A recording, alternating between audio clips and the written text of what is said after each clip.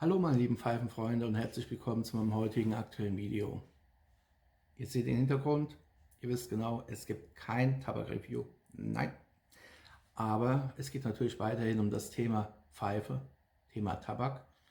Heute speziell um das Thema Pfeife.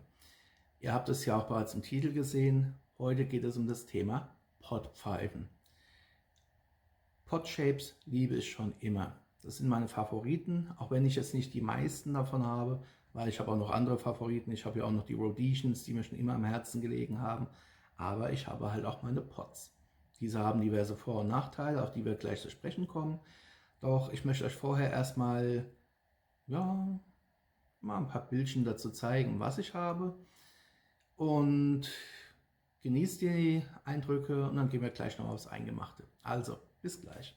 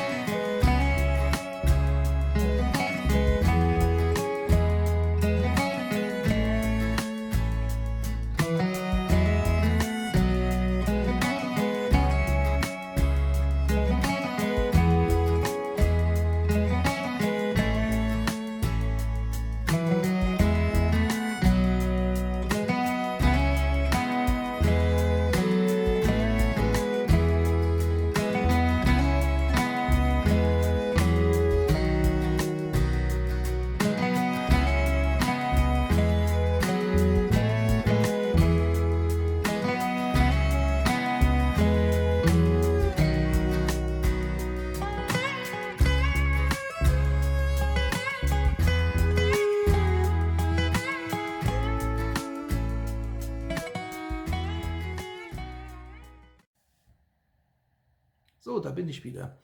Jetzt habt ihr ja die Eindrücke gesehen. Es geht hier ganz konkret darum, ich habe Potpfeifen und zwar 5 Stück an der Zahl. Die erste, die ihr gesehen habt, eben zumindest bei der 5er Anzahl, das ist von der Faun, ein Oldtimer. Das war meine allererste Potpfeife und ich liebe es einfach, diesen großen Pfeifenkopf in der Hand zu haben im Vergleich zur restlichen Pfeife. Hier ist die Pfeife nochmal, Faun Oldtimer 66 Weißpunktqualität. Die hat schon ein paar Jährchen auf dem Buckel. Ich habe die damals in der Bucht gefunden, aufbereitet, war halt wie so oft vergammelt, verquarzt. Der Topf war mehr oder weniger voll, obwohl der Topf halt wirklich ein gutes Volumen hat, wo ich hier noch rühren kann mit dem Mittelfinger. Also wirklich etwas größeres Volumen, liegt gut in der Hand. Und Potpfeifen halt, die sind halt kräftiger gebaut als eine klassische Billard. Man hat mehr Holz meistens in der Hand. Die Brennkammer, die Kopfbohrung ist dicker. Billards haben 18, 19 mm. Hier liegt man auf jeden Fall bei mehr als 20 mm. Und diese Pfeifen sind halt einfach prädestiniert, um Flakes oder halt eben Ready Rub Mixtures daraus zu rauchen. Und da ich das seit einigen Jahren sehr gern tue, ist natürlich auch auf der Hand liegend, weshalb ich dieses Pot Shape so mag. Das zweite Pot Shape ist der wahre Klassiker. Ihr seht es ja hier. Es ist eine Stanwell und zwar die Nummer 11, hier in der speziellen Ausführung der Paul Stanwell Collection. Entsprechend mit Silberapplikationen hier hinten dran. Auch hier klassisches Pot Shape mit dieser Kehlung, die ja so beliebt ist. Auch die liegt gut in der Hand, hat gut Holz, hat eine breite Bohrung. Da kann man so richtig drin krachen lassen. Die schreit förmlich nach Flake, Flake. Und ja, mein Bübchen, du kriegst hier Flake. Da kommen natürlich Flake-Tabak rein. Mein Liebling, einer meiner absoluten Lieblinge. Ralf würde sagen, das ist noch so eine richtige Kröte. Ja, das ist eine richtig geile Russizierung, eine Kröte. Allerdings heißt sie natürlich nicht Kröte, sondern die wurde einst verkauft als sogenannter Knubbel und ist eine Pfeife vom Holmer Knudsen. Auch wieder klassisches Pot-Shape, schöne weite Bohrung, man kann hier drin den Finger rumrühren, da passt gut was rein.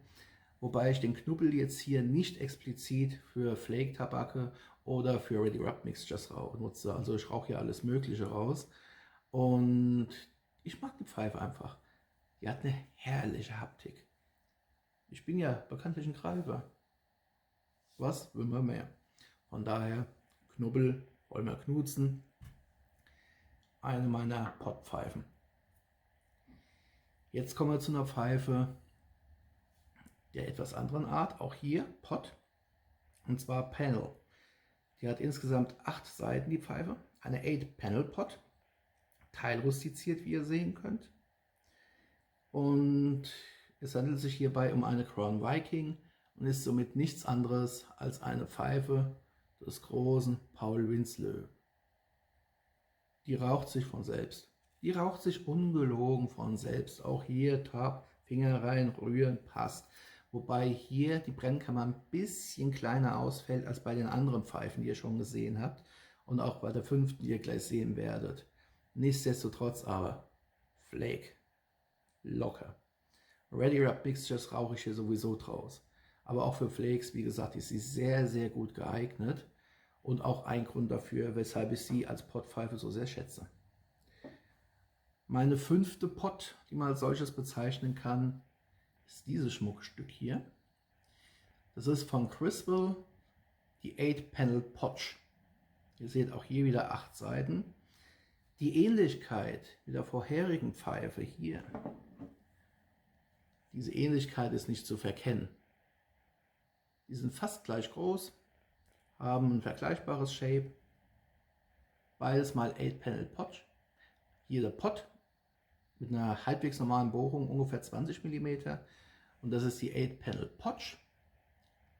Und wenn ihr hier hinten drauf guckt, wer sich mit Pfeifenmachern auskennt und sich so mit ihren Spezialitäten auskennt, der wird auch hier erkennen, spätestens hier hinten an der Applikation, da hat doch der Paul Winslow seine Hände im Spiel gehabt. Das ist auch völlig korrekt. Paul Winslow hat diese Pfeife hier für Criswell gearbeitet. Die Criswell-Pfeifen sind ja über Darnpipe verkauft worden und das Füllvolumen hier ist entgegen der 8-Panel Pot noch um einiges weiter. Ich habe sie jetzt nicht ausgemessen. Ich bin jetzt nicht so pingelig, dass ich die Schieblehre nehme, um herauszufinden, wie die Durchmesser sind. Ich denke mal, vorsichtig geschätzt, die 8-Panel Pot wird 20 mm haben. Hier tippe ich auf ungefähr 22 mm. Die ist also definitiv weiter.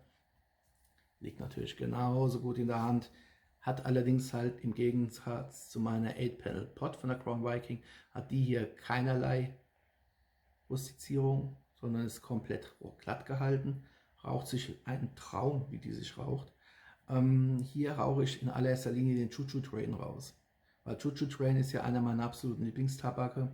Ich hatte damals erst überlegt, eine andere Pfeife zu nehmen, aber die ist dem Choo Choo Train vorbehalten. Die ist Schmuck, die raucht nur Choo Choo Train, die riecht nach Choo Choo Train, die schmeckt nach Choo Choo Train, auch schon ohne den Tabak. Von daher ist das meine 5. Potpfeife. Tja, ich sagte ja, ich liebe meine Potpfeifen. Das sind die 5. Und wer gerne Flakes raucht, wer gerne Ready Rub Mixtures raucht, dem kann ich wirklich nur empfehlen. Holt euch die ein oder andere Pot. Ihr werdet es beim besten Willen nicht bereuen. Es sind tolle Raucher und sie werden euch ein großes Vergnügen sein. Es gibt günstige Varianten, es gibt teure Varianten. Es liegt einzig und allein bei euch, was ihr daraus macht. Holt sie euch. Es muss ja nicht eine V-No-Timer sein, Weißpunkt mit Silberapplikation. Die kostet natürlich viel Geld. Es muss auch nicht unbedingt hier eine Paul Stanley Collection sein, die ja ebenfalls Filter hat. Es gibt wahrlich günstigere Pfeifen. Und das beste Beispiel ist halt eben hier beispielsweise diese 8-Panel Pot von der Crown Viking, Paul Winslow. Solche Pfeifen, Crown Viking, gibt es neu für etwas über 100 € und gebraucht für unter 100 €. Also richtig gute Qualität, muss ja nicht unbedingt teuer sein. Und auch andere Hersteller bieten Pot-Shapes an.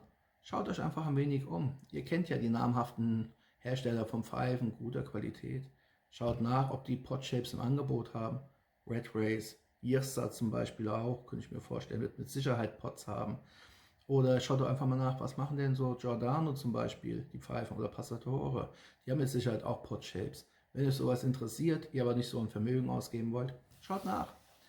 Es gibt ja Möglichkeiten, viele, man muss sie lediglich entdecken. Von daher schaut nach. Und hier natürlich, ihr kennt es ja schon, hier unten, Kommentarfunktion. Schreibt mir. Habt ihr Potpfeifen? Was für Potpfeifen habt ihr? Wie steht ihr zu euren Potpfeifen? Liebt ihr sie auch so? Nehmt ihr sie auch vorwiegend vor allem für Flakes oder für Ready Rub Mixtures? Oder raucht ihr alles querbeet raus? Denkt ihr euch vielleicht, Podshape, ich weiß nicht, was der Kerl will, ich mag die nicht? Ja, schreibt's mir. Wie gesagt, lasst uns einfach ein wenig austauschen, mal schauen, was wir so für vielleicht unterschiedliche Erfahrungen gemacht haben. Ich bin gespannt, wie immer. Danke euch natürlich sehr für eure Aufmerksamkeit.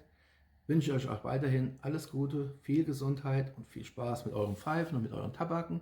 Bleibt mir gewogen. Ihr wisst, wo ihr mich findet. Happy Puffing und bis zum nächsten Mal auf diesem Kanal hier. Macht's gut. Ciao.